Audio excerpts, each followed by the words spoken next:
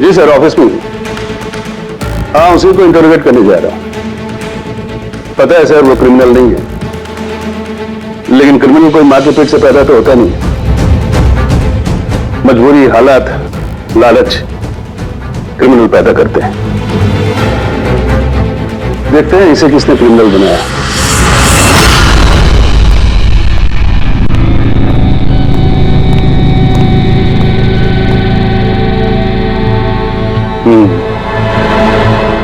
अब ये case CID नहीं, क्राइम ब्रांच को सौंप दिया गया है।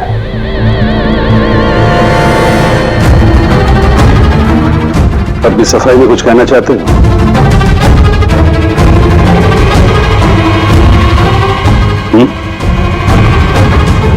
मैं deputy commissioner of police Rajiv, बहुत सुना है तुम्हारे बारे में, लेकिन कभी सोचा नहीं था इस हालत में मुलाकात होगी। मैंने भी बहुत सुना आपके बारे में सर। सुना है काफी सख्त ऑफिसर हैं आप। फिर तो तुम समझ गए होगे, थोड़ी सी भी ढील मैं तुम्हें दूंगा नहीं। कानून सबके लिए बराबर होता है सर। अगर मैंने गुनाह किया है तो सजा का उतना ही हकदार हूं जितना कि कोई आम मुजरिम। विक्रांत को क्यों मारा तुमने? उसे मारने की कोई वजह नहीं थी मेरे पास। अच्छा, तो फिर गोली क्यों चले? पता नहीं, बस चल गई। चल गई? चल गई मतलब ट्रिगर पे उंगली रख के ट्रिगर दबाया था ना तुमने? मैं सिर्फ उसको डरा रहा था। डरा रहे थे, लेकिन तुम वहां करने क्या गए थे? पुलिस उसे कोर्ट ले जा रही थी ना?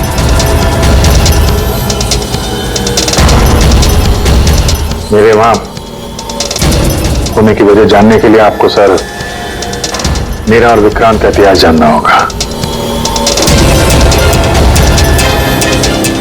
बरसों से 36 का आंकड़ा चल रहा है हमारा। कई बार वो मेरे हाथ आते आते रह गया, लेकिन इस बार मैंने उसे पकड़ लिया।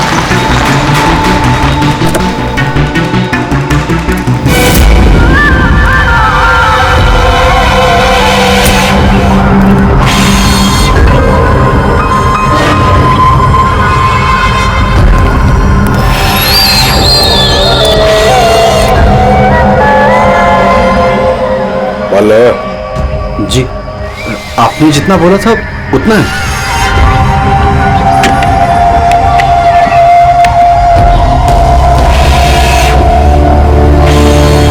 गुड। अगला कंसाइनमेंट अगले महीने की 5 तारीख को। जी, पैसे गाड़ी में।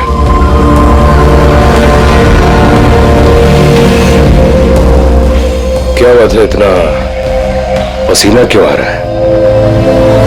पसीना? नहीं तो। जो स्कूल में तुझे एडमिशन नहीं मिला था ना, उस स्कूल का हेडमास्टर था मैं। क्या छुपा रहा है? नहीं, कुछ भी नहीं। ओह, तो ये बात है। किसने भेजा? सीआईडी को बुलाया तूने? विक्रांत को धोखा देना बहुत महंगा पड़ेगा तुझे।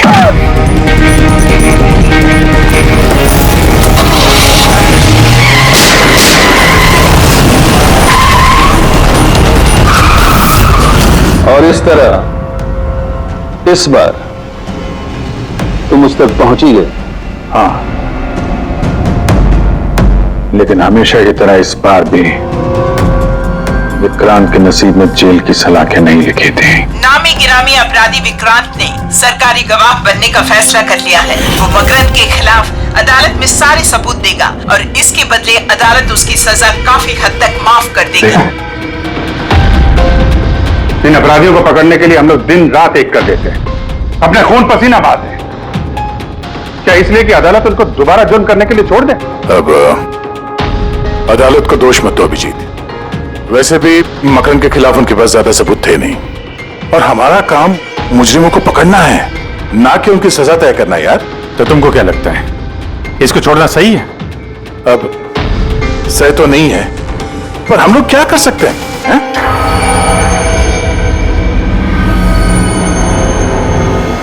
कर सकते हैं दया, बहुत कुछ कर सकते हैं। बहुत बड़े बड़े मुजरिम देखे हैं मैंने सर, पर ये विक्रांत कुछ अलग ही था। हर बार कुछ ना कुछ करके बच ही जाता। तो इस बार उसका बच निकलना तुम्हें मंजूर नहीं था, क्यों? यही बात है ना? ठीक समझा। इसलिए जब मुझे पता चला कि इस केस का इंचार्ज मेरा पुराना दोस्त मुरली है, तो विक्रांत से मिलना है मुझे। यार सिर्फ 10 मिनट। अभिजीत, तुम ये जानते हो कि ये मुमकिन नहीं है। This doesn't fit into any kind of protocol. मैं तुम्हें परमिशन नहीं दे सकता। परमिशन? भारती याद है तुम्हें? बीकॉम सेकेंड ईयर की स्टूडेंट, कैसे तड़पा तड़पा के मारा था उसने। किसने परमिशन दी थी उसे ऐसा करने के लिए? और वो 80 साल की बूढ़ी औरत जिसे आंख से दिखता नहीं था, उसके हाथ पांव काट दिए थे उसने। एक 8 साल के बच्चे तक को। अभिजीत, मैं उसकी पूरी केस हिस्ट्री को जानता हूं। फिर तुम ये भी जानते होगे किसी भी जेल में 15-20 दिन से ज्यादा नहीं टिकता ये विक्रांत। यार मेरा उससे मिलना बहुत जरूरी है। एक लड़की का किडनैप हो गया, पिछले 2 महीने से नहीं मिल रही है। सिर्फ विक्रांत जानता है कहां है वो। यह लड़की की जिंदगी का सवाल है, समझो यार, सिर्फ 10 मिनट। ठीक है, लेकिन सिर्फ और सिर्फ 10 मिनट। तो इस तरह तुम विक्रांत की वैन तक पहुंचे, लेकिन तुम्हें तो सिर्फ इस लड़की के बारे में जानना था ना? ये सब कैसे हुआ? ये सच है सर, मैं सिर्फ लड़की के बारे में जानने गया था। मगर 5 मिनट का टाइम दे रहा हूं, दिमाग पे जोर डाल ले और अच्छी तरीके से हिला ले। आरजू कहां है? आरजू? कौन सी आरजू? किसकी आरजू? मैं नहीं जानता किसी आरजू को। वही लड़की जिसे तूने किडनैप कर रखा है। ओह सॉरी, भूल गया था। कहां रखा है उसे? जानता है अभिजीत, पिछली बार भी मैंने एक लड़की को किडनैप किया था, फिर भूल गया था। फिर अचानक 2 महीने के बाद मुझे याद आया, तो फिर जाकर देखा कि उसकी लाश कुर्सी से बंधी हुई थी और उसकी लाश पर मक्खियां भिनभिना रही थी। और अब आरजू का भी वही हाल होने वाला है। ऐसा कुछ नहीं होगा।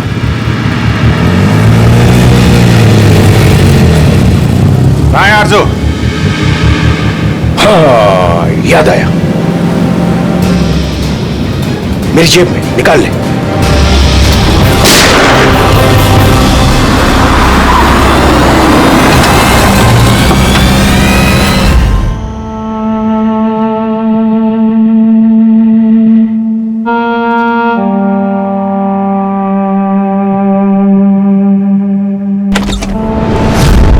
My God! Oh God!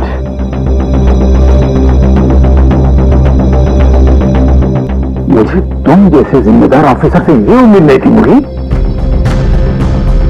तुम्हारी निगरानी में हो कैसे गया? कैसे? आओ! गलती मुरली की नहीं, मेरी है। ये सब मेरी वजह से हुआ है।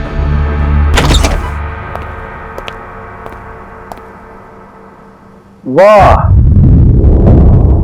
वाह, क्यों एसीपी साहब, बड़ा गर्व हो रहा होगा आपको। तो इतिहास में पहली बार किसी सीआईडी ऑफिसर के हाथों खून हुआ है, और वो भी एक सरकारी गवाह का। चैन साहब, आपको जो कुछ कहना है मुझे कहिए। अपराध मैंने किया है, तुमसे नहीं। एसीपी प्रद्युमन से ही बात करूंगा, क्योंकि अगर सीआईडी की नाक कटती है फाइनली सारी जिम्मेदारी प्रद्युम्न के कंधों पर ही आती है, इसलिए तुमसे ही बात करूंगा।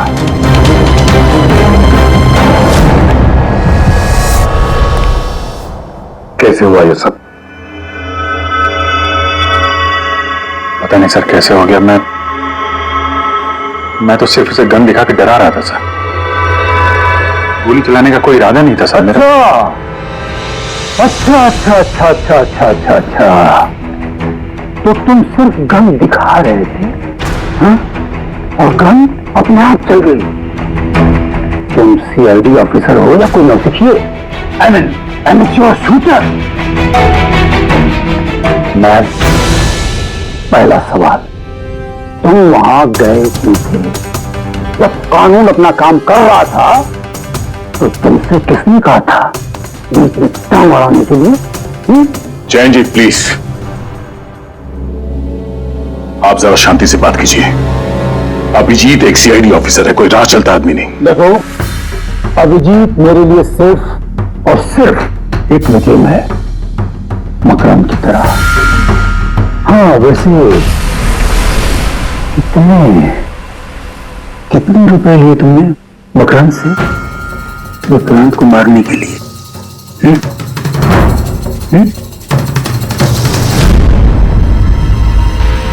अगर तुम एक वकील ना होते और मैं एक सीआईडी ऑफिसर नहीं होता तो ये सवाल तुम्हें बहुत भारी पड़ता। Oh really? देखो देखो देखो देखो, ऐसे तो प्रद्युम्न, इसके तेवर तो देखो, फोन करके बैठा है और मुझ जैसे लॉयर को, सीनियर लॉयर को धमकी दे रहा है। ऐसी चार्जेस लगाऊंगा, ऐसे चार्जेस लगाऊंगा, 7 जन्म तक जेल में बैठ के सोओगे। यही एक चीज हो गई तुम वहां। मानता हूं गोली चलाई मैंने सर, विक्रांत को मार दिया, लेकिन उसे मारने का कोई इरादा नहीं था मेरा। खून सिर्फ खून होता है अभिजीत, इरादा चाहे कुछ भी हो, गलत या सही कोई फर्क नहीं पड़ता। अदालत में ये सब काम नहीं आए। ये प्रोसिक्यूटर, जैन, मीडिया वाले धज्जियां उड़ा देंगे तुम्हारी, धज्जियां। इस जुर्म की सजा भुगतने के लिए मैं तैयार हूं सर, लेकिन जयंत और मीडिया वाले जो मुझ पर इल्जाम लगा रहे हैं मकरन से मिले होने का, यह मैं कभी बर्दाश्त नहीं कर सकता। अभिजीत, फिर तो तुम्हें कोई नहीं बचा सकता।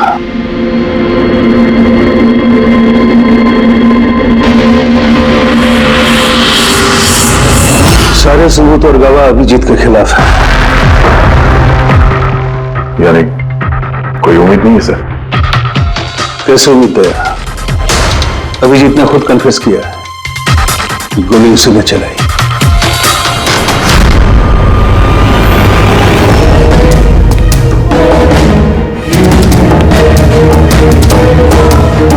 विक्रांत की मौत अभिजीत की गोली से नहीं हुई है बॉस। मतलब ये कि विक्रांत को गोली लगी है ठीक फेफड़ों के नीचे, और जब गोली फेफड़ों के नीचे लगती है तो इंसान की मौत होने में 20 से 30 मिनट लगते हैं, और विक्रांत की मौत तुरंत हो गई थी। एग्जैक्टली, इसीलिए मैं कहता हूं विक्रांत की मौत अभिजीत की गोली से नहीं हुई है, इसकी कोई और वजह है। और क्या वजह हो सकती है? उस वैन में ड्राइवर अभिजीत और विक्रांत के अलावा और कोई नहीं था। एक गोली चली, वो भी अभिजीत के गन से। उस वक्त वैन के अंदर कोई और नहीं था, और वैन के बाहर तो कोई और हो सकता है।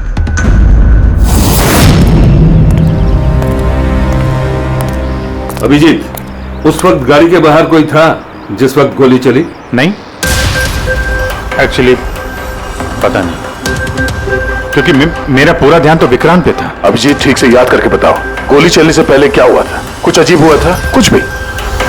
गोली चलने से पहले मैं विक्रांत से बात कर रहा था। हाँ, अचानक वैन को झटका लगा, गाड़ी हिल गई और विक्रांत भी थोड़ा गिर गया, मेरा भी संतुलन बिगड़ गया और गोली चल गई। एक मिनट, झटका लगा किस तरह का झटका? जैसे सड़क पे अचानक से कोई गड्ढा आ गया, पूरी वैन हिल गई। लेकिन यहाँ तो सड़क बिल्कुल ठीक है, दूर दूर तक कहीं कोई स्पीड ब्रेकर भी नहीं है, स्मूथ। यहाँ गड्ढा कैसे आ सकता है? हाँ साहब, झटका लगा था। मेरी पूरी वैन यूं दाईं तरफ मुड़ गई।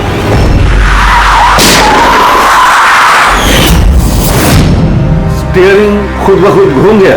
हाँ साहब। ये कैसे हो सकता है? अब ये तो मुझे भी पता नहीं चला कैसे हो गया। इससे पहले कि मैं वैन को संभाल पाता, पीछे से गोली चलने की आवाज आ गई।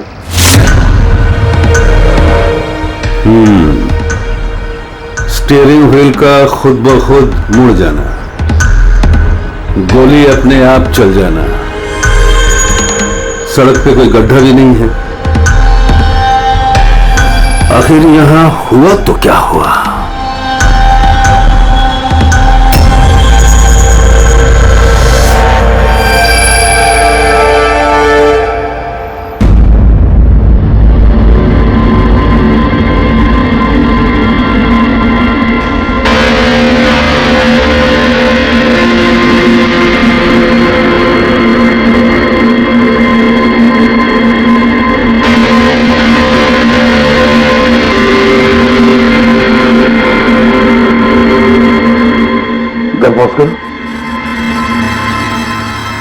ये देखो, जब ये हादसा हुआ तो ये काली एसयूवी, ये काली गाड़ी उस वैन के बगल में से पास हुई। मतलब सर, विक्रांत का खूनी शायद इसी गाड़ी में? हाँ, हो सकता है। सर, ये गाड़ी कहीं रुकी नहीं सर, ये सीधे सीधे चली गई और दूसरी गोली की आवाज भी नहीं आई। और एक बात नोटिस की तुम लोगों ने, 11:17 पर वो काली गाड़ी पास हुई वैन के बगल से, और एग्जैक्टली 11:17 पर विक्रांत की घड़ी भी बंद हो गई। हाँ सर, अभिजीत की घड़ी भी 11:17 पर बंद हुई थी। हाँ, ये दोनों घड़ियों का एक साथ बंद होना और इस कार का ठीक 11:17 पे वहां से गुजरना, ये संजोग नहीं हो सकता। बिल्कुल सर, बिल्कुल सही कहा आपने, ये कोई संयोग हो ही नहीं सकता। जरूर कोई ना कोई राज छुपा है उस काले रंग के एसयूवी में, जो अभिजीत की बेगुनाही साबित करेगा। तो यहाँ इस फुटेज में इस गाड़ी का नंबर तो दिख नहीं रहा है। इस जगह से 5 किलोमीटर दूर सर टोल नाका है, वहां के सीसीटीवी फुटेज से शायद इस कार की डिटेल मिल जाए।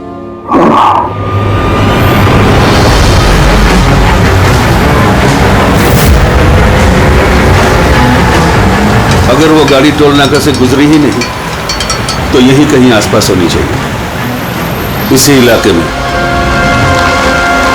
सर, वो देखिए, काले रंग की कार।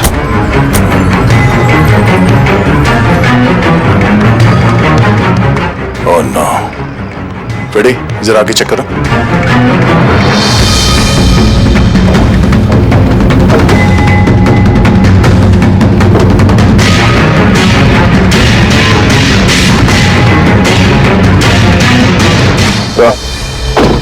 ये वही काली एसयूवी है, जला दी गई है। मतलब गाड़ी में ऐसा जरूर कुछ था जो खूनी मिटाना चाहता था। सर, ना तो नंबर प्लेट दिख रही है और ना ही चेसी नंबर, सारे सबूत मिटा दिए मुजरिम ने।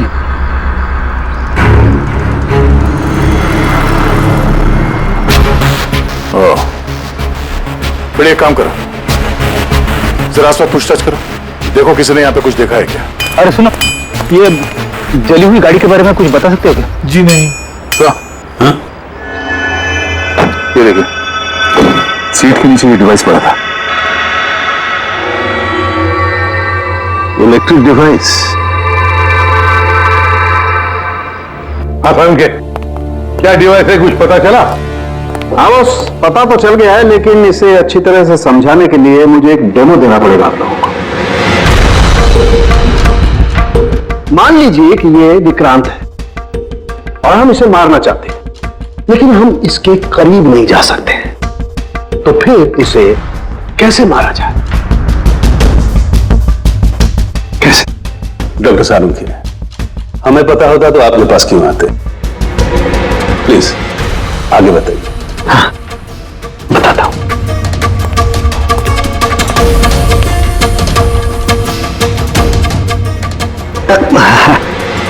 आप थोड़ा पीछे हट जाइए प्लीज। Thank you.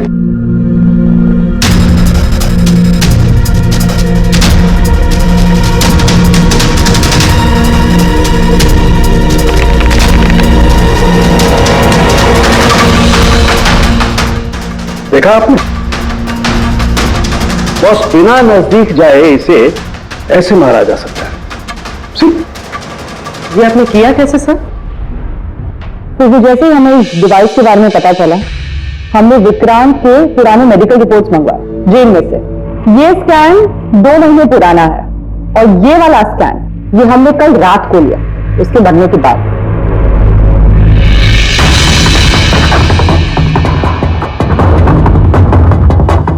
सारंगी, इस पहले वाले स्कैन में एक छोटी सी चीज अटकी हुई है वहां उसके सिर में।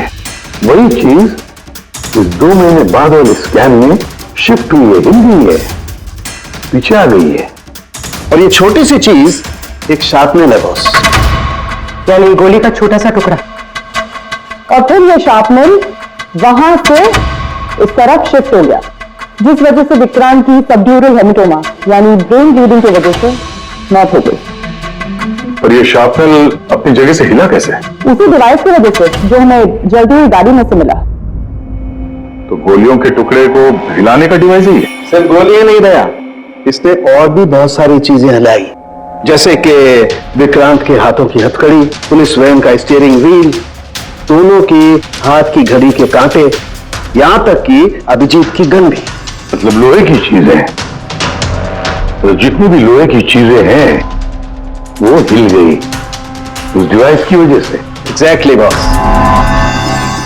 और लोहे का सबसे बड़ा आशिक है मैग्नेट, चुंबक। बॉस, ये है वो चुंबक जिसके जरिए मैंने इसे उड़ाया।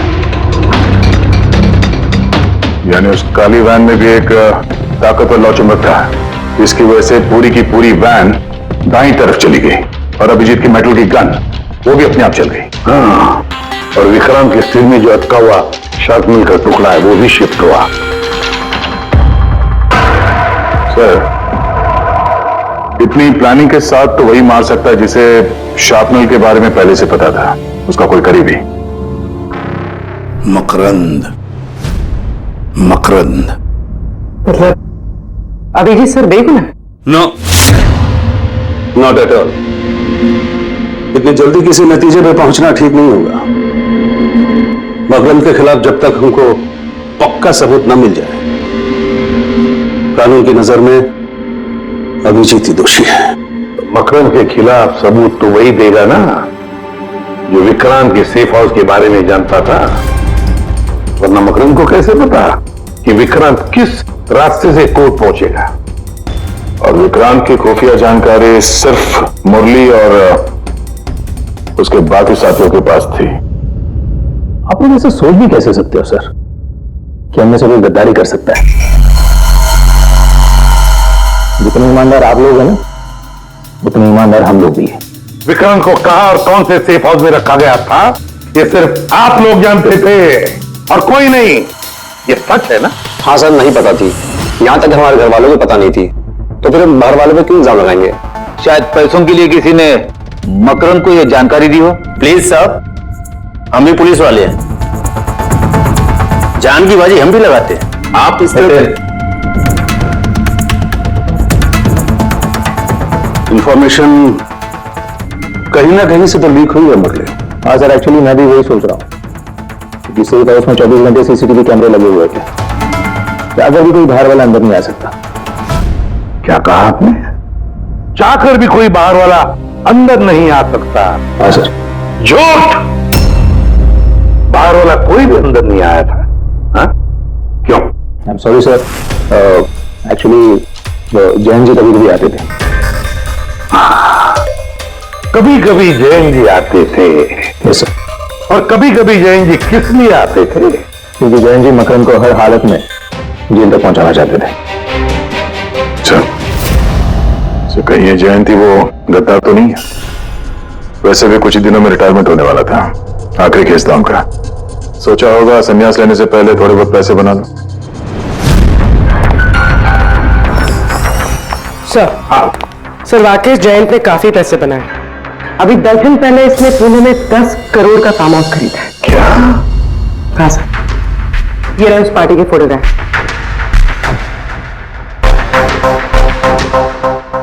एक मिनट, माय गॉड, दया पहचाना इसे? हाँ सर, ये तो जोगी है, मकरन का खास चेला। जोगी मकरन का खास चेला, और वो भी जयंत की पार्टी में।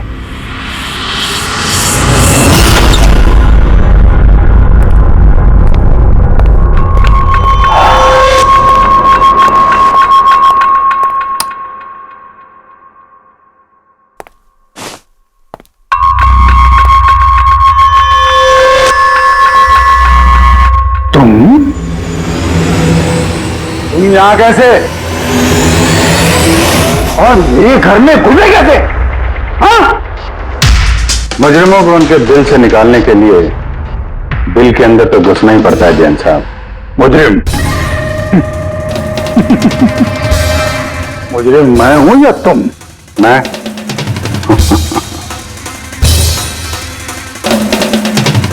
लेकिन ये तस्वीर, ये कुछ और ही कहानी कह रही है।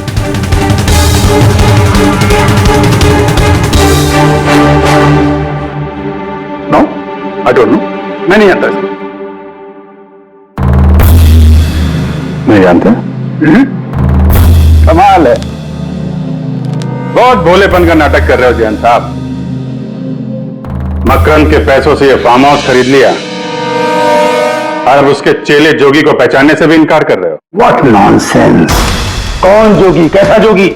मैं किसी जोगी वोगी को नहीं जानता। अगर नहीं जानते तो ये जोगी तुम्हारी पार्टी में क्या कर रहा था? देखो, मेरी पार्टी में 400 से ज्यादा लोग आए थे, अब मैं हर एक को तो नहीं पहचानता ना।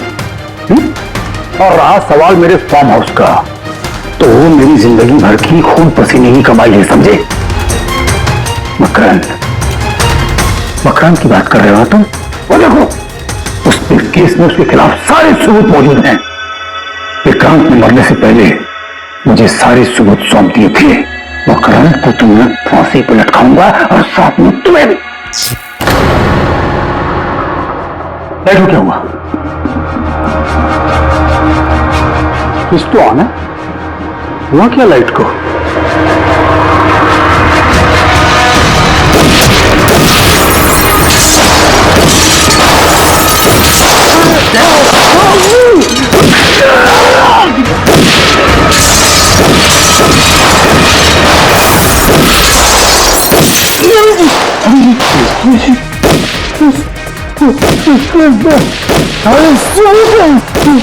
मकरन के हाथ नहीं आना चाहिए।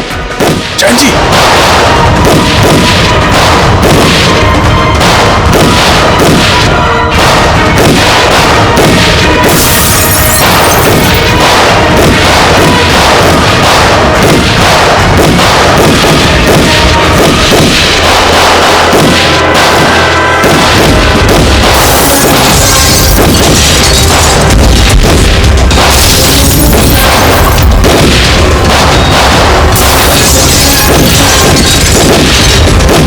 कमाल कर दी तुमने अभिजीत, वाकई कमाल कर दी। पर पूरी मीडिया तुम्हारे जान के पीछे पड़ी है, अब तो उनको लॉटरी लग गई। अब कह रहे जयंत का खूनी अभिजीत है। सर, उनके कहने से क्या होता है?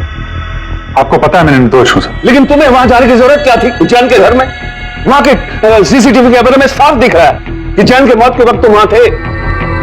और सिर्फ इतना ही नहीं, अब तो पूरी सीआईडी टीम पर इल्जाम लगा रहे हैं कि हम तुम्हें बचाने की कोशिश कर रहे हैं। इल्जाम तो लगेगा ही ना प्रद्युमन। जयंत मकरन के खिलाफ नया सबूत पेश करने वाला था अदालत में, और ठीक एक दिन पहले उसकी मौत हो गई। लेकिन वो सबूत मुजरिमों के हाथ नहीं लगा सर, मैं लेके आया। जैन से मरने से पहले मुझे ये सारे सबूत सौंप दिए। ये सबूत, ये फोटोग्राफ्स, ये पेपर्स, ये सबूत काफी नहीं है मकरन को अदालत में सजा दिलवाने के लिए। काफी नहीं है ये सबूत। तो वो पेन ड्राइव, तो पेन ड्राइव से कुछ पता चल सकता है ना? अभिजीत, ये पेन ड्राइव पासवर्ड मांग रही है। जेम्स ने मरने से पहले पासवर्ड वगैरह बताया था? नहीं सर, इसके पहले वो कुछ बोल पाते उन्होंने दम तोड़ दिया था। अरे यार,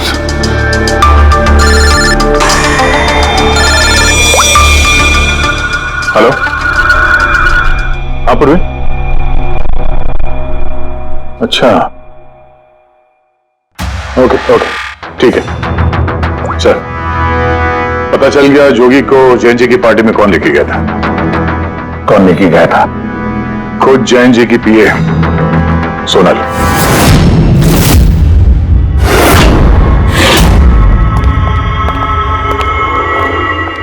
सर ये सर सोनल, सोनल, पूरी तरह पे चेक कर।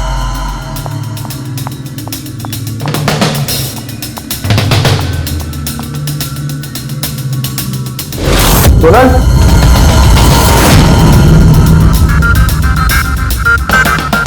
सर अंदर तो कोई भी नहीं। सर कोई नहीं होगा। सर तो सोनल गई था।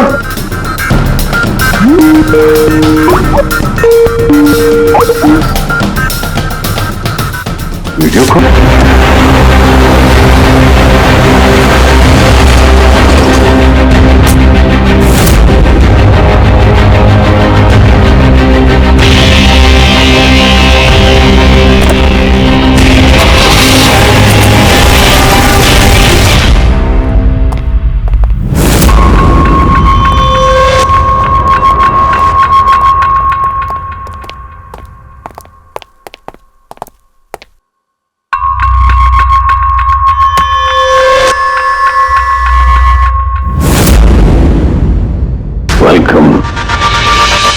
वेलकम अभिजीत।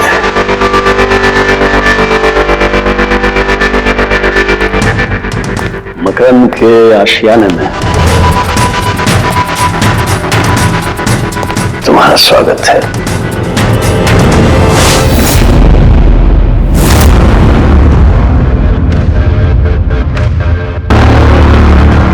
सबूत इधर है बॉस।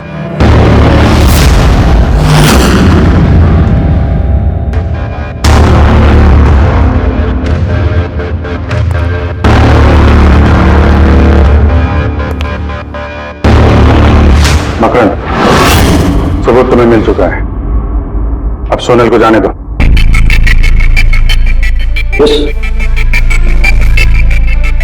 वैसे भी वो कहते हैं ना कि मरने वाले की अंतिम इच्छा अधूरी नहीं रहनी चाहिए। सोनल को बुलाओ।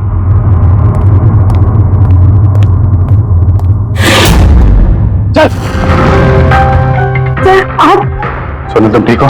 हाँ सर मैं ठीक हूँ। तुम जाओ यहाँ से। लेकिन सर आप? मेरी चिंता मत करो, तुम निकलो, जाओ।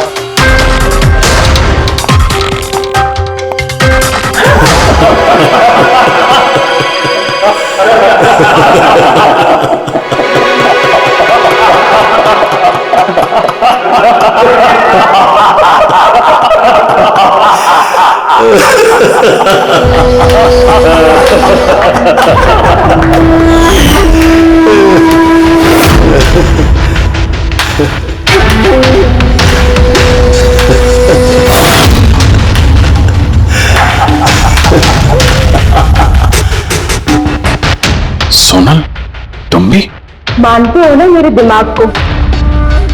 तुम सीआईडी वालों को भी मैंने चकमा दे दिया।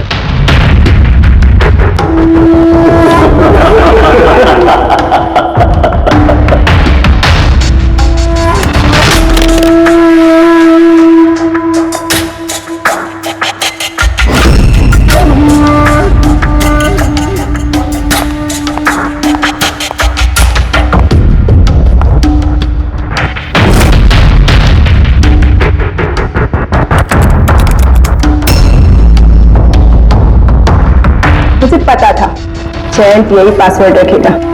मकरम will die. Now, stop conversation. Start the operation.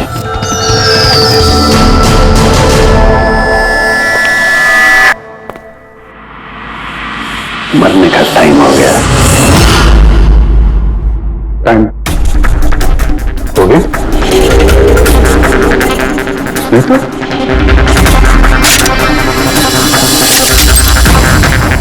Oh, magnet. तुम लोगों को क्या लगा चुंबक को हथियार बनाना सिर्फ तुम लोगों को आता है?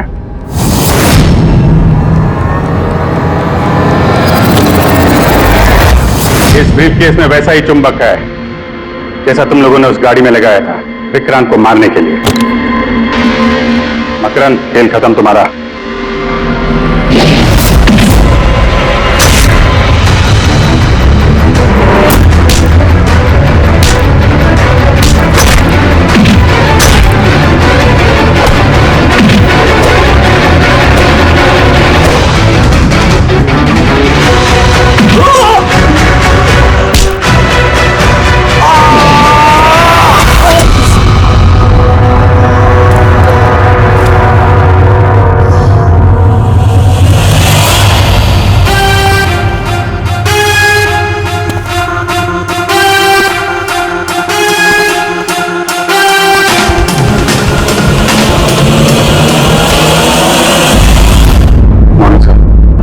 कंग्रेचुलेशन अभिजीत, फाइनली तुम पर लगे सारे इल्जाम आज धुल ही गए और एक बार फिर उसी गर्व के साथ तुम सीआईडी की ड्यूटी ज्वाइन कर सकते हो।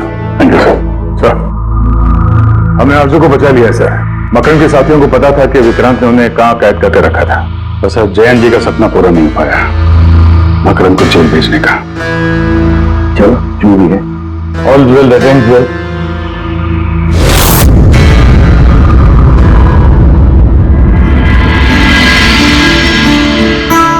संभालो अपनी अमानत को।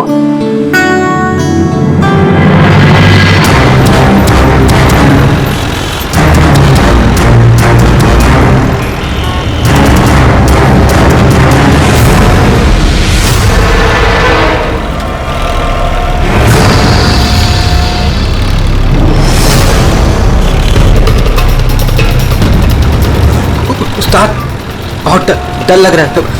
पप्पू देख, तू टेंशन ना ले। तू टेंशन लेता है ना तो मेरा भी टेंशन बढ़ जाता है यार। प्रेशर डाउन रख अपना।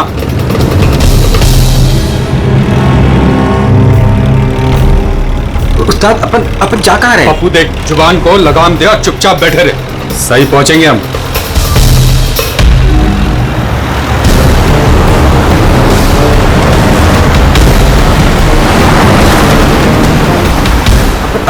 लेफ्ट बाई तरफ ले। पप्पू तू चुप करेगा यार, मरवाएगा। तेल पानी चेक किया तूने, तुम अपना काम किया तूने।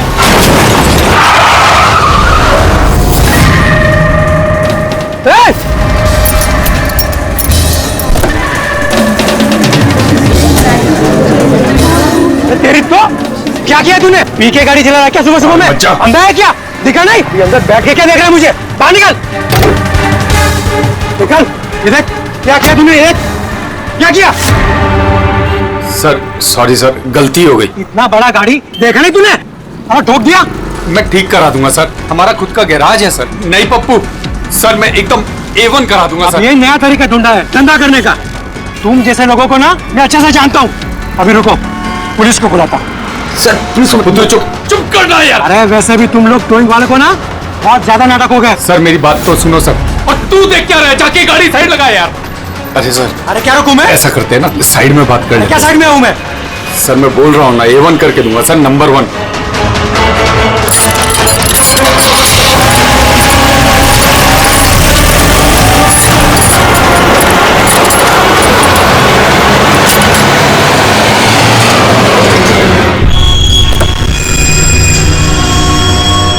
बोलो, अभी क्या बात कर रही है? सर मैं आपको जुबान देता हूँ सर, आप मेरे गैराज आ जाओ, मेरा लड़का एकदम नंबर 1 करके देगा आपको गाड़ी। आप मेरा एड्रेस लो, मुझे पानी की बिल्कुल चिंता नहीं। एड्रेस दो। लिखो सर, लिखो लिखो, एड्रेस लिखो लिखो लिखो। हाँ जी जी जी। भगा गाड़ी, भगा। अरे गाड़ी भी छोड़ के गए। किसकी गाड़ी है रे? बीच रोड पे लगा के गया है। किसकी गाड़ी है ये? कहाँ है इसका ड्राइवर? टोइंग वाला इसे छोड़ के भाग गया। मेरी गाड़ी को उसने ठोका।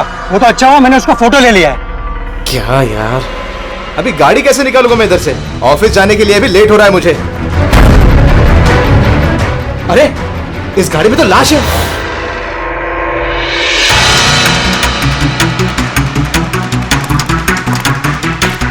अगर जरूरत पड़े तो हम आपको इन्वेस्टिगेशन के लिए फिर से बुलाएंगे। ठीक है।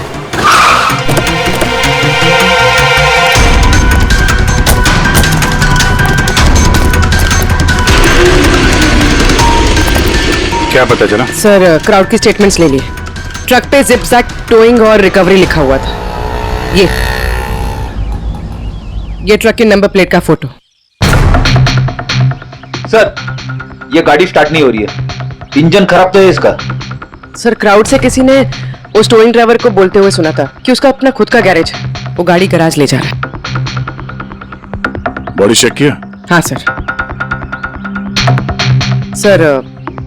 सिर पे एक, सर आप कहें तो फॉरेन एम्बेसीज में इसकी फोटो भेज देते, शायद कोई आइडेंटिफिकेशन मिल जाए। इसमें बहुत टाइम लगेगा पूर्वी। एक काम करते हैं, बॉडी को फॉरेंसिक लैब भिजवाते हैं और वो टोइंग वैन वाला और इस गाड़ी का जो ओनर है उसका पता लगाते हैं। जो गाड़ी वो टोइंग वाले छोड़ के भागे थे, उस गाड़ी के मालिक का पता चल गया। कोई हिरन नाम का आदमी है। बात हुई उससे? हाँ सर, बोल रहा था कि उसकी गाड़ी कल रात और आज सुबह के बीच चोरी हो गई थी। उसने आज सुबह लोकल पुलिस स्टेशन में रिपोर्ट भी लिखवाई है। अब मैंने चेक कर लिया। जब गाड़ी वहां मिली तब वो कहां पर था? ऑफिस में। सर मैंने आई विटनेस से बात करी है, शायद वो सच बोल रहा होगा। और वो टोइंग ट्रक वाला, उसके बारे में क्या पता चला? अरे सर उसका लाइसेंस नंबर और नाम दोनों नकली है। जिप जैप नाम की कोई कंपनी है ही नहीं। शायद उसने किसी और नाम से रजिस्टर की हो। एक काम करो, यहाँ पे जितने भी टोइंग कंपनीज हैं उन सब की पूरी डिटेल्स निकलवाओ।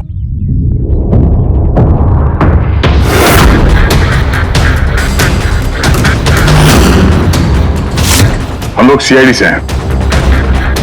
अच्छा हुआ सर आप लोग आ गए। मैं आप लोगों को फोन करने ही वाला था। वो क्यों?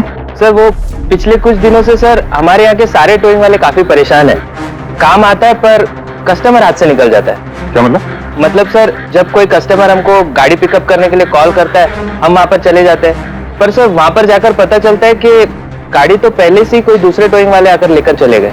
अरे ऐसे कैसे हो सकता है? सर वो तो पता नहीं सर, पर ये लोग गाड़ी तो ले जाते पर डिलीवरी नहीं करते, गाड़ी लेकर भाग जाते हैं सर। इसकी मौत 18 से 24 घंटे के बीच हुई है। बॉडी अभी तक अकड़ी नहीं है। तो इस बात का अंदाजा तो दया ने लगा ही लिया था। कुछ और पता चला हो तो बताइए। भाई साहब एक तो किस्मत बहुत अच्छी है तुम्हारी कि तुम्हारे साथ डॉक्टर सालुक है, और दूसरा ये देखो। ये क्या? ये इसके हाथ पे से मिला है फिंगरप्रिंट। इसके? ये ऑब्वियसली जिसने पकड़ा होगा उसके होंगे नहीं आप? मतलब फिंगरप्रिंट्स अभी भी बिल्कुल फ्रेश हैं, मिटे नहीं है। सर ये बहुत अच्छी लीड दे दी आपने। दे दी ना? तो एक काम करो, इस लीड को लेकर के जाओ और पता करो ये फिंगरप्रिंट्स आखिर हैं किसके। तब तक मैं इसकी ऑटोप्सी कर लेता हूं। सर मैं ये फिंगरप्रिंट्स अपने क्रिमिनल डेटाबेस में मैच करके देखती हूँ। सर आप पूरे सर फिंगरप्रिंट्स का मैच मिल गया। मुकुंद हमारे क्रिमिनल डेटाबेस में था। अरे तो वही कारतीब है मुकुंद, गाड़ियां चुराने वाला। काफी बार जेल भी जा चुका है इसके लिए। यही है सर। सर वहां पे जो क्राउड था उनमें से कुछ लोगों ने टोइंग वालों को करीब से देखा था सर, और उनकी मदद से ये 2 स्केचेस बनवाए मैंने।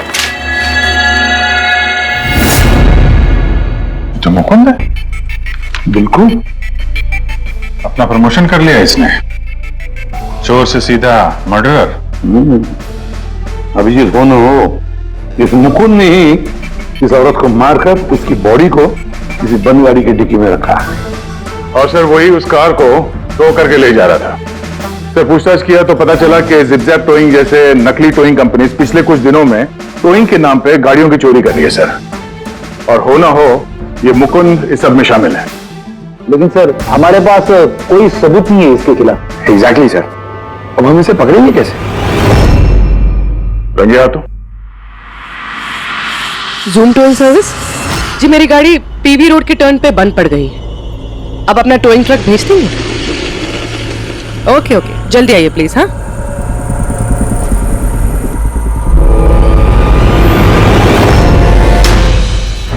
अभी आज इतना बड़ा कांड किया इस मुकुंद ने, इतनी जल्दी दोबारा आएगा कि नहीं? वही तो पता चलेगा कि वो कहीं पे बैठ के आराम कर रहा है और हम लोग यहाँ धूप में बैठे बैठे उसका इंतजार कर रहे हैं। रिलैक्स रेडी, वो आएगा जरूर।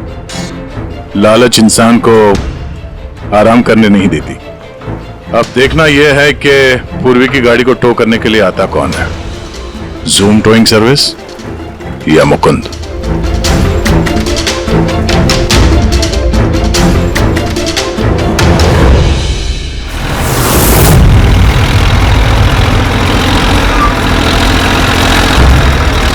ये तो जूम वाला ही आ गया।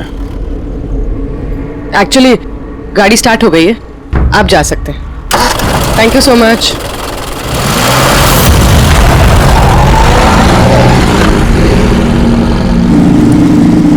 Hello, GM towing service.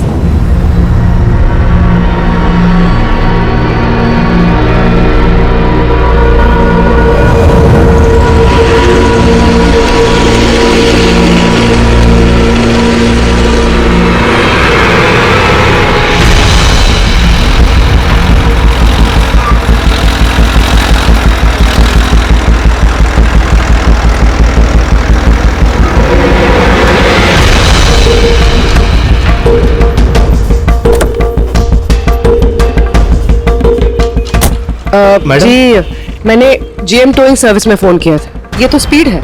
Madam वो भी अपनी है, ये भी अपनी ही है। जी हाँ मैडम। मैडम एड्रेस लिख दीजिए जहाँ गाड़ी डिलीवर करना है। तू एड्रेस लिखवा ले, मैं गाड़ी लगाता हूँ। ठीक है। पूर्वी ने कॉल किया था जीएम टोइंग सर्विस को और आया ये स्पीड टोइंग ट्रक। ये मुकुंद दिख नहीं रहा है। मैडम आप ऑटो से फॉलो कीजिए, हम लोग गाड़ी लेके आगे चलते हैं। ऑटो।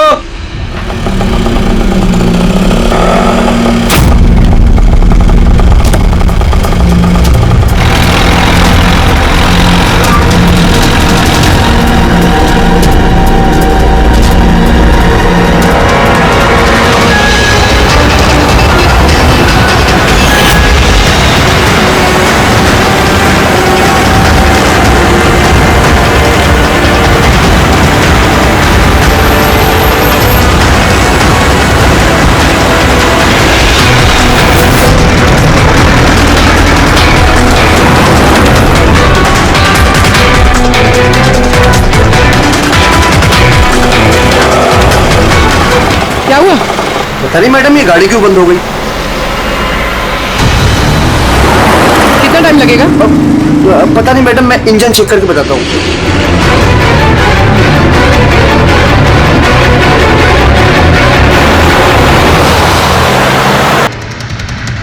अब मैडम वो गाड़ी के इंजन में कुछ प्रॉब्लम हो गया, थोड़ा टाइम लगेगा, तो आपको दूसरा ऑटो करवा दूं? दूसरा ऑटो क्यों?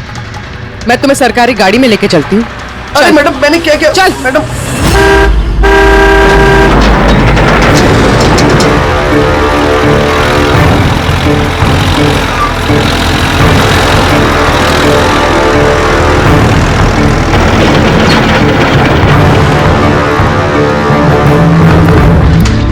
ले आया उस्ताद। अरे वाह मास्टर, गाड़ी तो बहुत बढ़िया है। गाड़ी लाने में कोई दिक्कत तो नहीं हुई? अरे अपन के होते हुए दिक्कत क्या हो सकती है उस्ताद? हाँ, बड़ा हाई फाई लड़की थी, जबरदस्त। अच्छा, अपना वक्त पे आ गया ऑटो वाला भी, वो लेकर निकल गया, अपन भी क्लियर आ गए, है ना? और नहीं तो क्या भाई। आप कौन? मैडम ने यहाँ का एड्रेस दिया था। एड्रेस? आप लोग कौन है? सीआईडी। चलो अब तुम सबको तुम्हारी असली जगह पे ले जाते हैं। चल।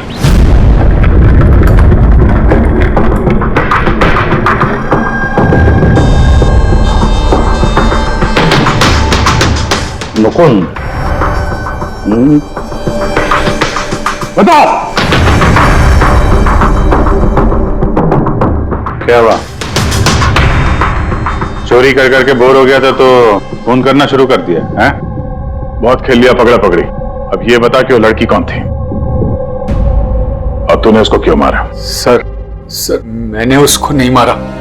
सर मैं मानता हूं मैं चोर हूं, लेकिन मैं किसी का खून नहीं करूंगा।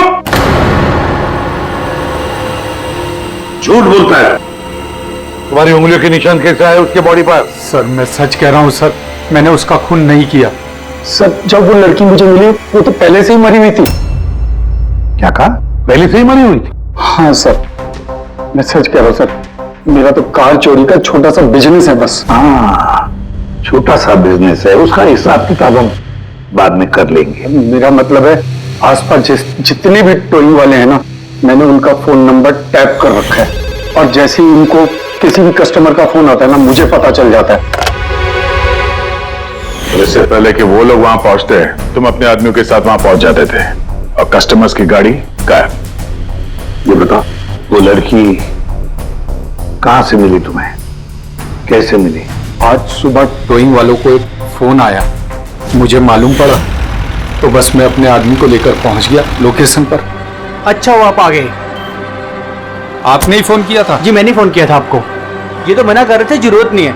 मैंने कहा भाई क्यों जरूरत नहीं है, अब गाड़ी बंद पड़ गया है तो क्या सर पे उठा कर लेके जाएंगे? भाई साहब बेचारे का गाड़ी रोड पे रुक गया है। हमने तो बहुत ट्राई किया धक्का मार के स्टार्ट करने की, लेकिन स्टार्ट ही नहीं हुआ। आप बात कर लीजिए, टो करके कहाँ छोड़ना है?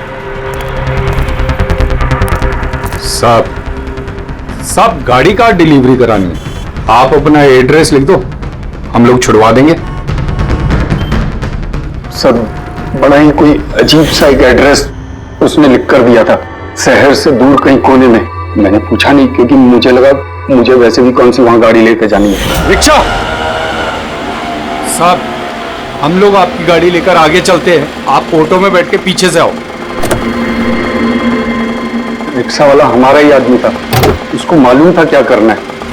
कस्टमर को रिक्शा में लेके बैठने था और किसी सुनसान जगह पर जाकर पहुंचा देना है और रिक्शा रोक देना है। अगर कुछ पूछे तो बोलने का है कि रिक्शा में कोई प्रॉब्लम है, और जब तक हम गाड़ी लेकर दूर ना पहुंच जाएं तब तक रिक्शा स्टार्ट नहीं करना, ताकि कस्टमर हमें पकड़ ना पाए। और फिर जैसे ही हम गैरेज पहुंचे,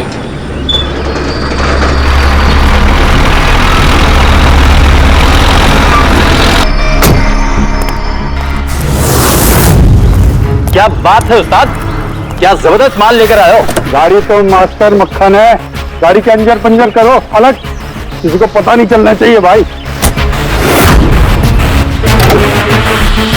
उस्ताद जी कौन है? अबे क्या हुआ पप्पू? वाह रे वाह, उस आदमी का हुलिया जानते हो, गाड़ी वाले का? सर उसका स्केच बनाओ हमारे लिए। सर ये है वो आदमी जिसका स्केच मुकुंद ने बनवाया था, लेकिन ये ठीक नहीं लग रहा सर। ऐसा लगता है कि ये अपने हुलिये के पीछे कुछ और ही है। इसकी दाढ़ी नकली लग रही है सर। मुकुंद टोइंग कंपनी से मिला मुकुंद और ये उसका पार्टनर पप्पू, और मुकुंद से मिला ये दाढ़ी वाला जो गाड़ी चला रहा था। तो ये बेचारी लड़की कौन है, ये कौन है? मैं बताता हूँ बॉस, ये लड़की कौन है। कौन? इसका नाम है एना पाओलो, और इस लड़की के बारे में बहुत ही खास जानकारी मिली है। हाँ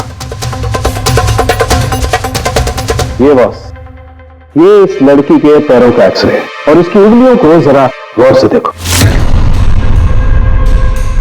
नो ऑफेंस सर, ये थोड़ी टेढ़ी मेढ़ी नहीं है? एग्जैक्टली, इसकी टोज डिफॉर्म्ड है और मेडिकल टर्मिनोलॉजी में इसे बनियंस कहते हैं। और ये बुनियंस होते क्यों हैं? भैया बहुत ही टाइट नुकीले जूते पहनने की वजह से, ऐसे जूते जिसमें उंगलियों को जरा भी जगह नहीं मिलती और उंगलियां एक दूसरे पर चढ़कर सिकुड़ जाती हैं, दब जाती हैं। पैरों का अंगूठा बाकी उंगलियों को दबा देता है, जिसकी वजह से अंगूठे का जॉइंट यानी मेटाटार्सोफेरेनियल जॉइंट इस तरह से टेढ़ा हो जाता है। ऐसी क्या मजबूरी है सर कि ये शूज पहनना कंपलसरी है? प्रोफेशनल मजबूरी, अपने काम की मजबूरी की वजह से। जैसे कि बैले डांसर्स को ऐसे ही जूते पहनने पड़ते हैं, उन्हें अपनी टोज पर ही डांस करना होता है। बैले डांसर, तो अंगूठे पे हद से ज्यादा प्रेशर पड़ने की वजह से ऐसा होता है। एग्जैक्टली भैया, और एक बैले डांसर को कम से कम 5-6 घंटे तो ऐसे जूते पहनने ही पड़ते हैं, इसीलिए बैले डांसर्स में ये बनियन काफी कॉमन होता है। शायद ये है ना भी बैले डांसर थी। और टॉक्सी में और क्या मिला? चीक इम्प्लांट्स। अब ये नया क्या है? कॉस्मेटिक सर्जरी का एक हिस्सा होता है। ज्यादातर सेलिब्रिटीज इसे इस्तेमाल करते हैं। अगर किसी को अपने किसी बॉडी पार्ट को एनहांस करना होता है, थोड़ा बड़ा या प्रोमिनेंट दिखाना होता है अच्छा दिखने के लिए, तो वो उस हिस्से में ऐसा इम्प्लांट डालते हैं। कुछ भी, जैसे चीक्स, चिन, हिप्स, कोई भी पार्ट। मतलब उसने अपने गालों में इम्प्लांट किया था? हाँ बेटे, और इसी इम्प्लांट की वजह से मुझे इस लड़की की जानकारी मिली। बॉस, हर इम्प्लांट में एक खास सीरियल नंबर होता है, और जब मैंने इस लड़की के इम्प्लांट का सीरियल नंबर पता किया और जानकारी की, तो इसका नंबर जाकर के मिला रशिया में, मॉस्को में। वहां पर एक प्लास्टिक सर्जन कुद्नेत्सोव से इसने अपना इम्प्लांट करवाया था। उन्होंने मुझे कुछ और भी जानकारी दी। ये देखिए सर, ये इमेज है चीक इम्प्लांट के पहले का, और ये वाला इम्प्लांट के बाद का। और बॉस, एक खास बात, हर पेशेंट को अपने इम्प्लांट के लिए कम से कम साल में एक बार अपने प्लास्टिक सर्जन से जरूर मिलना पड़ता है। और हैरानी की बात यह है कि ये लड़की है ना, अपने सर्जन से पिछले 5 साल में एक बार भी नहीं मिली। अच्छा अभिजीत, अगर ये है ना पिछले 5 सालों से अपने डॉक्टर से मिली ही नहीं रशिया में, तो इसका एक ही मतलब हो सकता है हैना इंडिया में ही थी। और अगर हैना पिछले 5 सालों से इंडिया में थी, तो फिर वो जरूर किसी ना किसी वीजा पर यहां आई थी। अभिजीत, फॉरेन रीजनल रजिस्ट्रेशन में से जाकर पता लगा कि हैना कौन से वीजा पर यहां आई थी। स्टूडेंट वीजा पे, टूरिस्ट वीजा पे, डिप्लोमेटिक वीजा पे, या और कौन से वीजा पे। और ये भी पता लगा कि क्या उसने रेसिडेंसी के लिए रिक्वेस्ट भी किया था क्या, है ना? सर। हाँ पूरी। सर, मैंने आना पावलोव के नाम से इंटरनेट सर्च किया तो भर के आर्टिकल्स आ गए। मोस्टली सारे आर्टिकल्स 4-5 साल पुराने। आर्टिकल्स? क्या लिखा, क्या आर्टिकल में? सर, लिखा है कि एना मॉस्को की फेमस बैले डांसर थी, जिसकी मौत अपनी ही गाड़ी में आग लगने से हो गई। क्या? सर ऐसा कैसे हो सकता है? वो तो यहाँ घूम रही थी। नहीं अभिजीत, बहुत बड़ी गड़बड़ है ये, गड़बड़ है। सर, पुलिस को एना की जली हुई गाड़ी से उसके बोन्स मिले, और पुलिस ने उसके बॉयफ्रेंड को भी अरेस्ट किया था मर्डर चार्जेस पे। एना को उसके बॉयफ्रेंड ने मारा था? हाँ सर, उसका बॉयफ्रेंड रशियन माफिया से मिला हुआ था। पुलिस काफी सालों से उसके पीछे पड़ी थी, लेकिन उन्हें कोई सबूत नहीं मिल रहा था। लेकिन इस केस में उन्हें सबूत भी मिल गया। सर, एना की गाड़ी में आग लगना, उसका एक्सीडेंट होना उसके बॉयफ्रेंड का प्लान था। पुलिस ने उसे उसकी पूरी गैंग के साथ अरेस्ट किया। ऐसा हो ही नहीं सकता सर, एना की लाश तो हमारे पास है यहाँ पे। सर, एक इंसान 2 बार कैसे मर सकता है? वही तो 2 बार कैसे मर सकता है? नहीं, ये 5 साल पहले जो हैना की मौत हुई है ना, यहीं पर गड़बड़ है, बहुत बड़ी गड़बड़ है ये। इस रशियन कॉन्सुलेट से पता लगाना पड़ेगा कि हैना इंडिया आई कब और कैसे। एना पावलोव का बॉयफ्रेंड रशियन माफिया से मिला हुआ था। एना ने अपने बॉयफ्रेंड के खिलाफ सारे सबूत पुलिस को दे दिए थे। एना की जान को खतरा था, इसलिए पुलिस ने एना के मर्डर का झूठी खबर मीडिया में फैला दी और उसको रशिया से बाहर भेज दिया, एक नई पहचान और नए नाम के साथ, नटालिया। तो हैना यहाँ पे नटालिया बन के रह रही थी? नटालिया इंडिया 5 साल पहले आई थी और वो यहाँ फिल्मों में बैकग्राउंड डांसर का काम कर रही है। कर रही थी। मैं जितना जानता हूँ उतना आपको बता चुका हूँ। Thank you. इस नटालिया का एड्रेस होगा आपके पास? हाँ पंकज, क्या पता चला नटालिया के एड्रेस पे? सर, नटालिया तो उस घर से 2 साल पहले ही निकल गई थी, कहीं दूसरी जगह जाके रह रही थी। 2 साल पहले ही निकल गई वहां से? किस एड्रेस पे? सर, उसने दूसरा एड्रेस तो किसी को भी नहीं दिया। अरे यार, अब वो जहाँ पे काम करती थी उसके बारे में कुछ पता चला? सर, हर फॉरेन आर्टिस्ट का एक एजेंट होता है। एना का एजेंट मुरली कुमार था सर। रशिया और यूक्रेन से जितने भी बैकग्राउंड डांसर्स इंडिया आते हैं, वो मोस्टली मुरली लेकर आता है। अरे ठीक है यार, उसका एड्रेस मिला क्या ये बताओ? हाँ सर, उसके ऑफिस का एड्रेस अभी आपको भेजता हूँ। हाँ, वो एड्रेस फटाफट भेजो। ओके। व्हाट? ओ गॉड, कब हुआ ये? करीब 24 घंटे पहले। This is shocking. लेकिन नतालिया को क्यों मारेगा कोई? She was such a nice girl. मेरे साथ 5 साल से काम कर रही है वो। She is one of my best dancers. आपसे उसने कभी कोई बात की थी अपनी किसी परेशानी के बारे में? नहीं, ऐसा कुछ नहीं, लेकिन पिछले 2 हफ्तों से काफी परेशान दिख रही थी वो। मेरे कुछ डांसर्स अभी हैदराबाद गए शूट के लिए और नतालिया ने उस शूट से जाने से भी इनकार कर दिया। आई डोंट नो व्हाई, क्योंकि नॉर्मली नतालिया काम से ना नहीं करती। इतने सालों से नतालिया यहाँ पे थी तो किसी से तो अपनी प्रॉब्लम शेयर करती होगी, कोई करीबी, कोई दोस्त। उसकी रूममेट सोफिया, काफी अच्छे दोस्त हैं वो, शायद उसे कुछ पता होगा। आपने और कुछ नोटिस किया पिछले कुछ दिनों में? कुछ दिन पहले मुझे गोवा से एक फोन आया था एक आदमी का, काफी हेवी रशियन एक्सेंट था उसका। नतालिया के लिए पूछ रहा था और यही बात बताने के लिए मैंने नतालिया को फोन भी किया, लेकिन उसका फोन लगा नहीं। कौन था वो आदमी, कुछ मालूम है उसके बारे में? क्या नाम था उसका? अलेक्जेंडर। Yes, Alexander.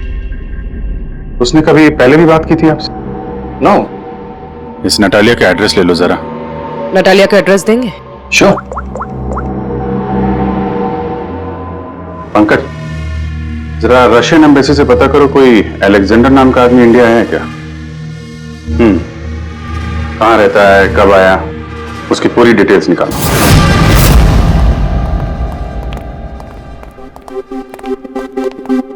सही है। इतने सारे न्यूज़पेपर, तो काफी दिनों से कोई घर पे था नहीं। सर 5 पेपर्स हैं। 5 दिन? तो मरने से 4-5 दिन पहले ये नतालिया घर में थी नहीं, कहाँ थी? सर हो सकता है वो अलेक्जेंडर और उसके रशियन बॉयफ्रेंड के डर से कहीं जाकर छुप गई हो। देखते हैं।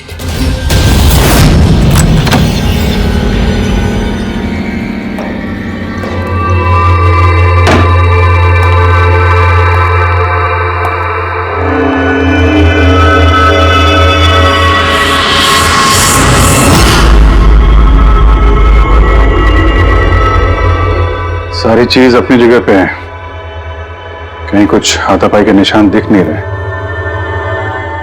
ऐसा लगता नहीं है कि नतालिया का खून यहां पे हुआ है।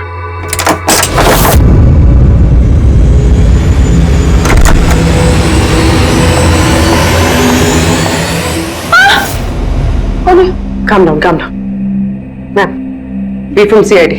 Are you Sophia? Yes, Natalia से आखिरी बार आप कब मिली थी? 5 दिन पहले मैं हैदराबाद जा रही थी फॉर शूटिंग। और ये नतालिया नहीं गई, right? Yes, I don't know why she was very upset. मैं शायद बॉयफ्रेंड के साथ प्रॉब्लम्स, मैं उसका मूड बनाने के लिए उसके लिए बोर्श भी कुक किया। बोर्श क्या है? What is this? East European dish. It's very famous in Russia. Like soup. We put in this carrot, beetroot, potato, spinach. Very tasty. Natalia का फेवरेट था। बेचारे लड़की। और रशिया में भी खुश नहीं थी और इंडिया में भी अनहैप्पी। आपको उसकी पास्ट लाइफ के बारे में कुछ पता है? थोड़ा थोड़ा। वो बहुत नहीं बोलती थी अपने बारे। आई थिंक कि उसका बॉयफ्रेंड भी, उसको भी नहीं पता होगा। बॉयफ्रेंड? ये बॉयफ्रेंड कौन है, कुछ आइडिया है आपका? यस, लक्ष्य, बिग मैन। बट नतालिया बहुत अपसेट होती थी उसके साथ हमेशा। क्यों? वो दोनों लड़ाई, फाइटिंग ऑलवेज। नतालिया लक्ष्य को बोलती थी डिवोर्स लेने के लिए और लक्ष्य हमेशा बोलता था हाँ हाँ, बट हमेशा झूठ ही बोलता था। ये आपके सामने ये लोग लड़ते थे? कभी लड़ते हुए देखा इनको? नो, बट नतालिया और लक्ष्य की वाइफ को देखा था।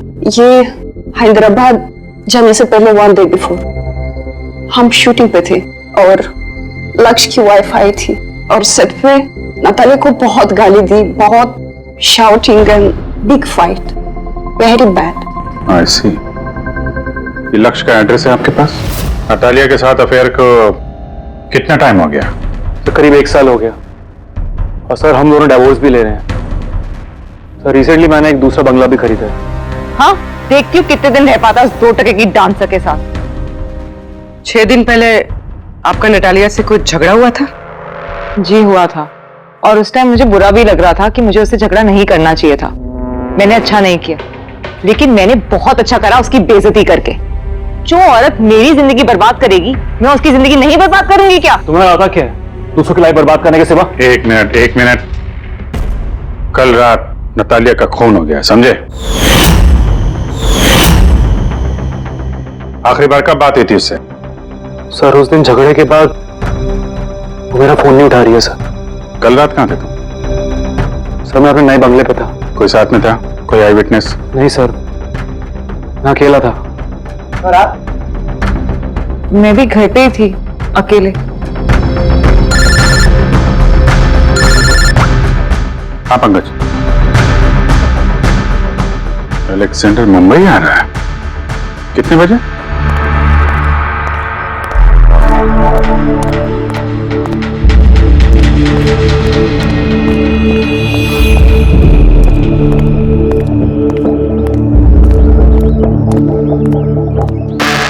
Alexander? Yes. CID. Okay. How do you know Natalia? Why are you looking for her? You work for Russian mafia? Why did you kill her? What? Anna मर गई? हिंदी बोला? Very sad. I'm a police officer, Russian Police Department. This is my ID. अलग-अलग language में learn करना, उसमें बात करना, it's part of my job. But है ना, कैसे और कब? 24 घंटे पहले एना का कोई रशियन बॉयफ्रेंड था, कुछ जानते हैं उसके बारे में आप? Yes, एना का केस मैं ही हैंडल कर रहा था। एना को नटालिया नाम मैंने ही दिया था। उसकी सेफ्टी के लिए कंटिन्यूस उसके साथ था। I see. आपको हमारे साथ ब्यूरो चलना पड़ेगा। एना पाउलो, 6 दिन पहले लक्ष्य की बीवी के साथ उसका झगड़ा हुआ। 5 दिन पहले उसने सोफिया के साथ कुछ खाना खाया और शाम को अलेक्जेंडर से मिली, और फिर 1 दिन पहले उसकी मौत हो गई। अब पता लगाना यह है कि बीच की जो 5 दिन हैं, वो 5 दिनों में वो कहां थी। ना उसे किसी ने देखा, ना वो किससे मिली। सर शायद खूनी ने उसे किडनैप कर लिया होगा। एना के फोन रिकॉर्ड चेक किए? हाँ सर 5 दिन पहले ना एना ने किसी को कॉल किया, ना उसे किसी का कॉल आया। आखिरी लोकेशन भी ट्रेस नहीं हुई। सर 5 दिन पहले की लोकेशन उसके घर के पास के टावर की। ये कैसे हो सकता? किसी से तो मिली होगी, किसी से तो बात की होगी, खाना वाना तो खाया होगा। उसके ऑटोप्सी रिपोर्ट में से पता चलेगा आखिरी बार कब खाना खाया था उसने। सर एना के इंटेस्टाइन्स में बीटरूट, स्पिनच, कैरेट्स और मीट के अनडाइजेस्टेड पीसेस है। वो तो 5 दिन पहले खाया था सोफिया के साथ। मतलब 5 दिन से एना ने खाना ही नहीं खाया? आप रेडी? पिछले 5 दिन से एना ने खाना ही नहीं खाया, क्योंकि 5 दिन पहले एना की मौत हो गई थी। आखिरी बार किस किस से बात की उसने फोन पर? सोफिया, मुरली और अलेक्जेंडर से। और आखिरी बार? सर अलेक्जेंडर से। अलेक्जेंडर? क्या बात हुई एना के साथ अलेक्जेंडर? मैं एना के घर मिला था। मैंने उसको बोला था कि तुम्हारी अब लाइफ डेंजर नहीं है, तुम रशिया वापस जा सकते हो। Yes. Yeah. मैंने फिर से बोला उसको कि तुम मेरे साथ चलो रशिया। तो फिर एना ने तुम्हें फोन किया? किया था। उस टाइम मैं एयरपोर्ट पे था, मुझे गोवा जाना था। क्या बोला उसने? She was happy, something कोई गिफ्ट है, I don't know, but कह रही थी कि मुझे वापस रशिया जाना है। कैसा gift? I don't know. She said, "Can I call you?" But she did not call me. Sir ये गिफ्ट ढूंढनी पड़ेगी। हाँ अभिजीत, उस गिफ्ट से ही पता चलेगा कि एना के साथ आखिर हुआ क्या था।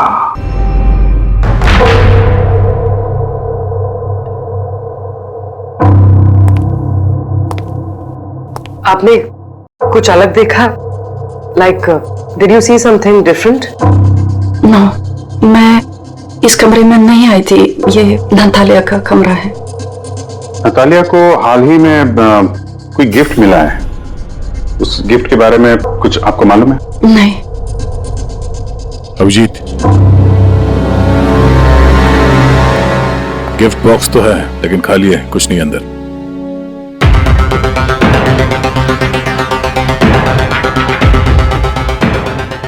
इस गिफ्ट बॉक्स में क्या आया था? Sir, I have no idea. इस कमरे में कुछ ऐसा है जिसे देख के नतालिया को रशिया याद आया था। रशिया? हाँ, एक्चुअली उसकी कुछ फेवरेट मात्रोश्का की स्वीट्स है रशिया से। ये नया लग रहा है, मैंने नहीं देखा पहले।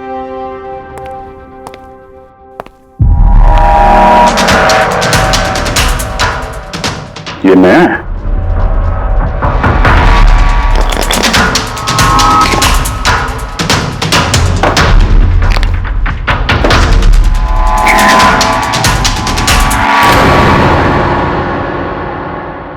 चाबी।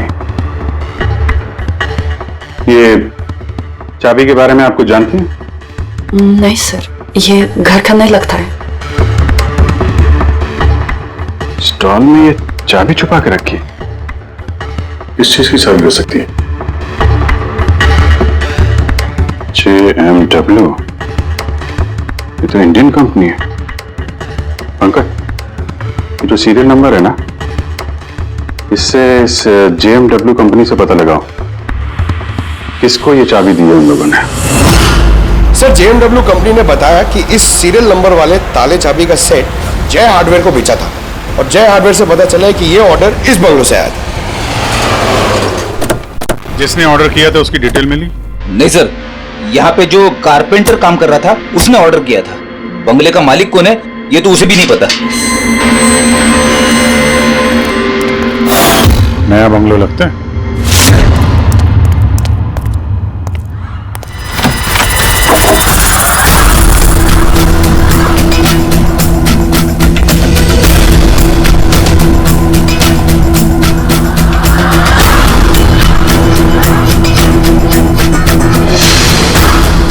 काफी प्यार से घर बनाया है। पूरा घर छान मारो, देखो क्या मिलता है।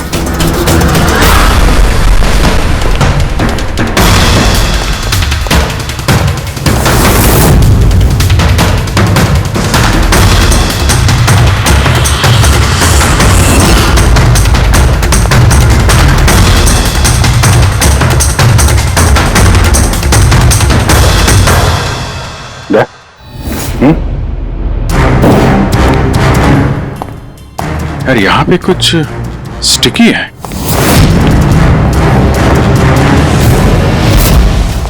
सर, बाथरूम में कोई है, मालिक ही होगा। इंतजार करो उसका, वहीं पे रहो, बाहर भागने ना पाए वो।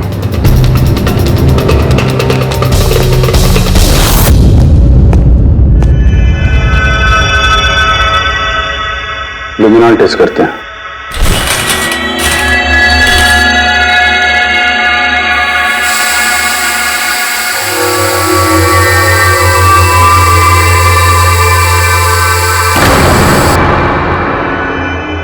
माय गॉड, या तो काफी खून है। लगता है ना को यही मारा गया।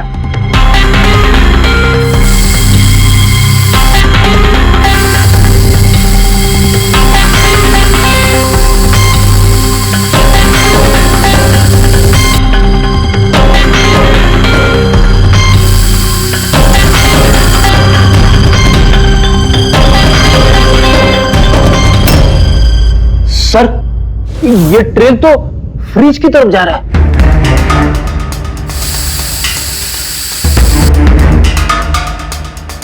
तो फ्रिज खून से भरा हुआ था। लगता है ऐना को मारने के बाद बड़े ठिकाने लगाने से पहले यहाँ फ्रिज में ही रखा था। इसलिए ऐना की मौत का टाइम हम ठीक से एनालाइज नहीं कर पाए। सर, काफी देर से नहा रहा है। चलो देखते हैं जरा।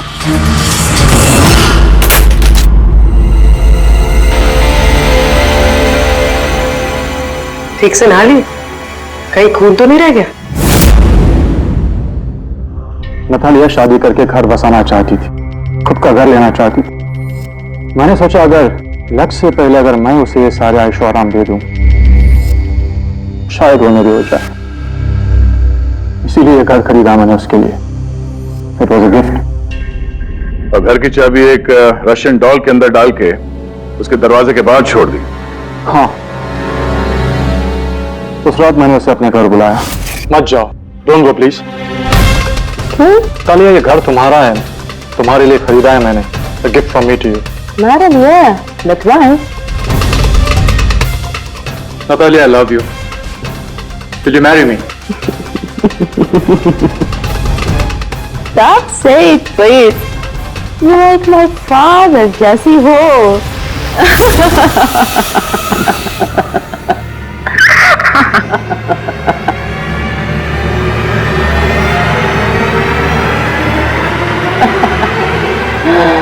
Oh my God.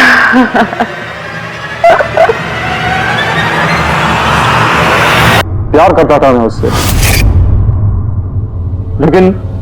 लेकिन तुम अपने गुस्से पे कंट्रोल नहीं कर पाए। फ्रिज में डाला ताकि आसपास में किसी को बदबू ना आए। फिर 5 दिन बाद हमारी शूटिंग्स के क्वेश्चन बॉक्स में से नकली दाढ़ी मूछ निकाली और अपना हुलिया बदला। फिर किसी लोकल चोर को पैसे देकर एक गाड़ी खुलवाई और नतालिया की लाश को उसके डिक्की में डाला। सोचा बॉडी शहर से कहीं दूर ले जाकर डंप कर दूंगा और किसी को पता तक नहीं चलेगा।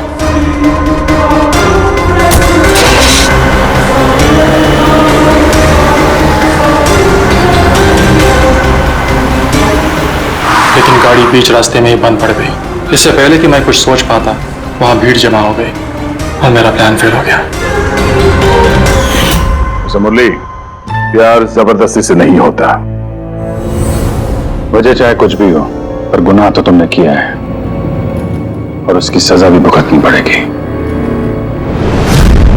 इस तरह के और भी एपिसोड देखने के लिए हमारे चैनल को सब्सक्राइब करें और बेल आइकन दबाना ना भूलें।